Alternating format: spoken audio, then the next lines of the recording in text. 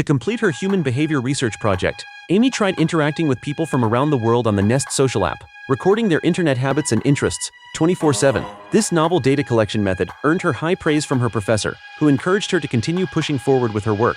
That evening, while Amy was video chatting with her friend Annie, they randomly connected with a user who hadn't turned on their camera. After calling out to the user a few times with no response, they didn't think much of it and ended the call. But in the middle of the night, Amy's computer suddenly powered on by itself, and someone remotely accessed her computer. Soon the mysterious user appeared again. The computer suddenly emitted a woman's painful scream. Amy panicked and quickly shut off her computer. The next morning she asked her tech-savvy friend about the incident, who suggested it might just be a computer glitch. Her boyfriend also agreed. Amy didn't think much of it after that. But when Amy was chatting with someone online again, she unknowingly reconnected with that same user. At first, they just chatted casually, but then the user suddenly turned on the camera. On the screen appeared a woman bound and trapped. Before Amy could react, a masked man appeared and dealt with the woman. Amy froze in place. When she snapped out of it, she hurried to the police station with the video. The sheriff said it was likely a prank, as they often received such cases, and investigations usually turned out to be false alarms. He didn't ask further and told Amy to leave. Back home, Amy was still unsettled. Her boyfriend kept reassuring her, telling her not to worry too much about online matters. But the images from the video felt too real,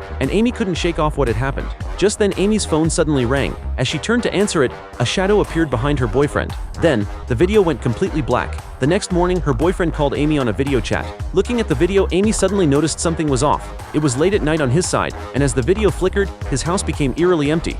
Amy quickly called him, but couldn't get through. When she arrived at his house with the police, besides the computer left on the floor, the house seemed as if no one had ever lived there. Meanwhile, Amy's account automatically connected to her friend Annie, claiming she had a surprise for her. Annie, unguarded, came to Amy's house, but found no sign of Amy. Seeing the blanket on the bed bulging, Annie thought Amy might be hiding inside to prank her. She pulled back the blanket, only to find a computer. Then, the masked man suddenly appeared behind her. After returning home, Amy found that both her boyfriend and friend had vanished, with no one knowing their whereabouts. Realizing something had gone terribly wrong, Amy urgently went through their last video call, but the final few seconds of the video were corrupted. She quickly used the software to repair the video. When the video loaded, Amy froze in terror. Her boyfriend's disappearance was connected to the masked man. She immediately called the sheriff, saying she had evidence her boyfriend had been kidnapped. Just then, her boyfriend suddenly appeared online and sent her a link. Without thinking, she clicked it. In an instant, her computer was infected with a virus, and all her files were erased. Realizing the masked man was behind it, a wave of despair completely overwhelmed Amy. The next morning, a call from a stranger woke Amy up,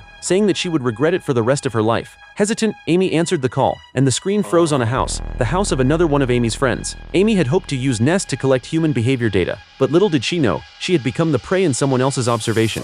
The tool she used to collect data had turned into a cage that trapped her.